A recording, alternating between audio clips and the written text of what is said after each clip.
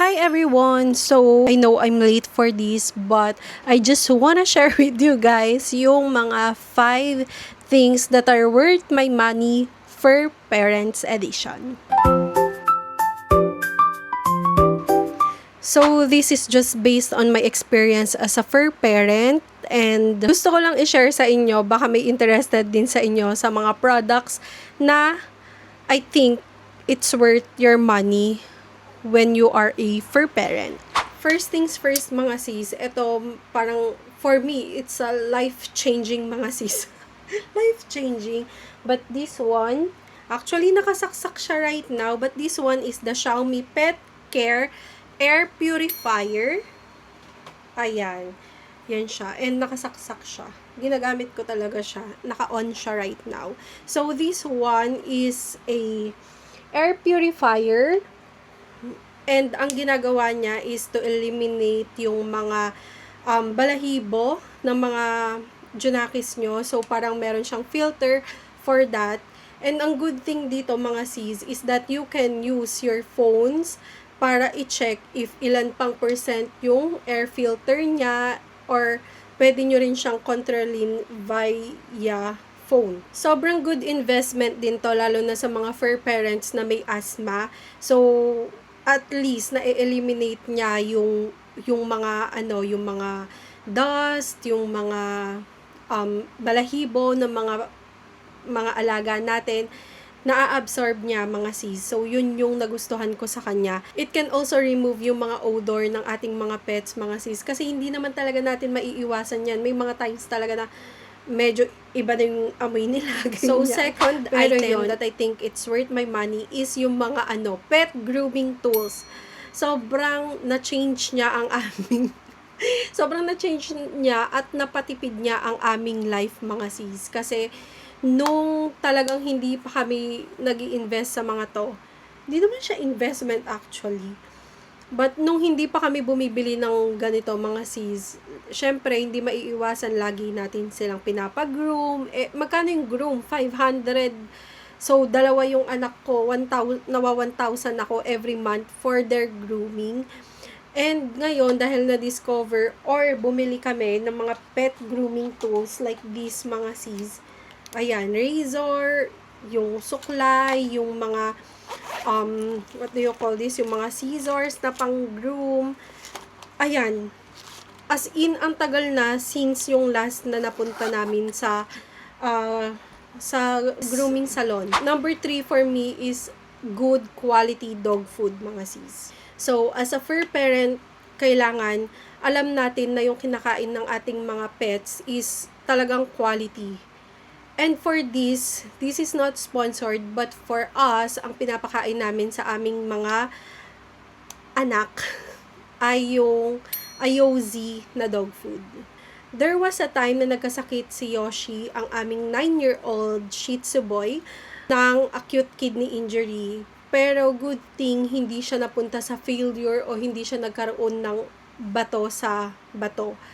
Naagapan siya agad. Isang sign na nakita namin nun is umiihi siya ng dugo.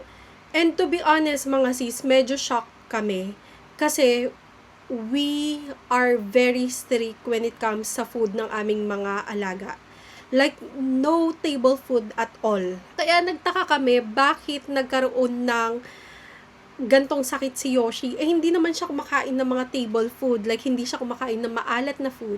Nung dinala namin siya sa vet, mga sis, yun yung sinabi niya na hindi lang natin alam, pero may mga dog food talaga na parang masodium. Hindi matatanggal yung sodium sa mga dog food, pero at least meron tayong mga options na maliles or less in sodium, kaya yun dapat yung mga bilhin na lang natin. So, dati hindi namin pansin yan, hindi namin pansin, basta makamura, or actually hindi nga masyadong mura yung dog food nila Yoshi eh. Pero yun, yung kilala, yung mura, pinaghahalo-halo namin yan. And may time din kasi na hindi natin maiiwasan na magsawa yung mga pets natin sa mga kinakain nila na dog food. So kami talaga, mahilig kaming iba-iba yung dog food na pinapakain namin every time na bibili kami. And mula nung nagkasakit siya, alam nyo ano yung na-recommend sa amin?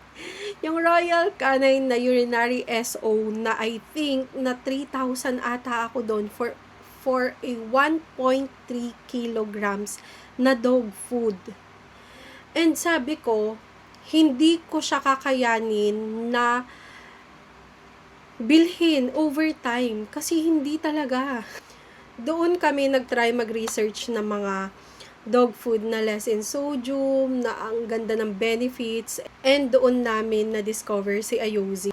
And yun, hindi ko na 3 years, 4 years, 5 years ago, hindi ko na maalala, pero until now, yun na yung ginagamit namin dog food. Make sure you have a good quality food for your pets. Number 4 is my Dr. Shiba na hindi ko nga actually alam kung vitamins ko ba ito matuturing or treats, pero sobrang addict nila Yoshi dito. I don't know talaga kung ilang tubs na ang nabili ko. Simula nung na-discover ko yung Dr. Shiba, first gustong gusto nila to.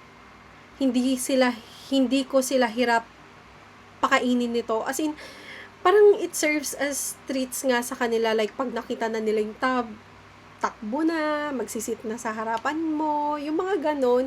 Pero pansin ko, yung effect niya talaga mga sis, like, nag-start ako sa Happy Tummy, and yung clinic claim kasi nila doon is, as in, parang sabi ko nga, para siyang nag-serve as probiotics sa mga dogs ko.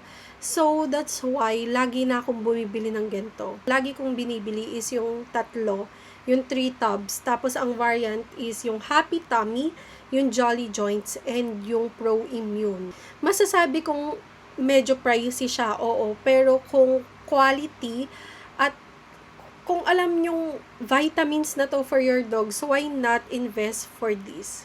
If you are also interested mga sis, meron naman mga trial pack na nabibili sa mismong Dr. Shiba. So, if hindi mo pa kaya or hindi ka pa ready for a tub, you can use the trial pack and see for yourself kung ano yung magiging effect niya for your pets.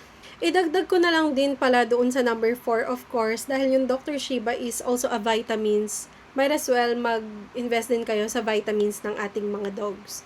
So, for their vitamins, I'm using the LCV. Actually, yung PMVP, ganon. Tapos, nung sinabi nung vet nila na mas okay yung LCV na vitamins, yun na yung pinapatake ko sa kanila. Kasi parang mas marami daw siyang benefits, mas marami siyang sakop.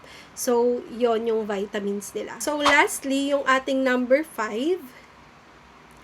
Actually, itong number 5, mga sis, tinanong ko yung asawa ko ng worth your money, and mostly talaga, yung mga naisip ko na worth our money is nasabi niya, and ito yung sabi ko, oo nga no. And this is the stainless na pagkainan ng aking or ng aming mga anak. Kasi tayong mga fur parents, once na may ay, ang cute naman nito. Alam niyo yon yung ang dami na din namin ganyan mga sis, yung nakyutan kami, kaya binili namin tong gantong kainan kasi cute siya, kasi colorful siya, may mga ganun tayo.